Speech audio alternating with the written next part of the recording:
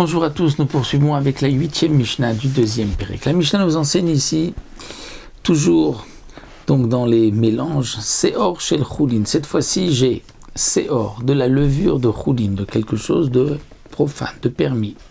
Shenafal letor Issa, qui va tomber dans une pâte qui elle aussi est Choulin.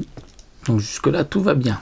De la levure Choulin qui tombe dans une pâte Choulin, c'est bon. En plus, sans cette levure, il y a suffisamment pour pouvoir faire fermenter cette pâte.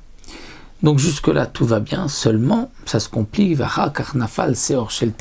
Ensuite, il y a de la levure de terouma, au seor shel kilei hakerem, de la levure de kilei hakerem, donc du blé qui avait poussé à côté d'une vigne, qui est donc interdit.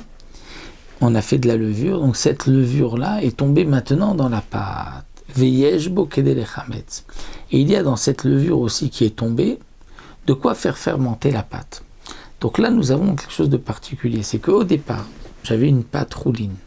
Il y a de la levure qu'on a mis dedans rouline.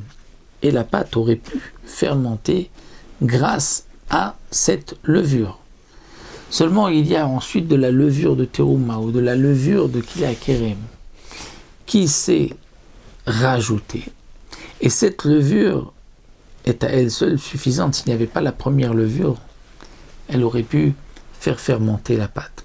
Eh bien, dans ce cas-là, on ne pourra pas manger la pâte, étant donné qu'il y a de la levure de terouma qui agit de la levure de kilei hakerem.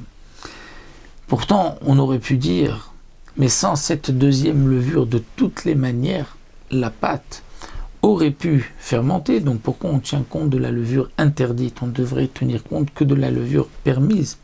Eh bien non. La Mishnah nous dit que, étant donné que cette levure qui est tombée ensuite va aussi s'ajouter et va aussi faire fermenter la pâte, donc le tout sera interdit, comme nous l'avons vu au départ, que dès qu'il y a quelque chose d'interdit qui fait fermenter une pâte, même s'il y a plus que 200 pour le kilei hakerem ou que 100 pour la terouma, tout sera interdit. C'est ce que la Mishnah nous enseigne ici.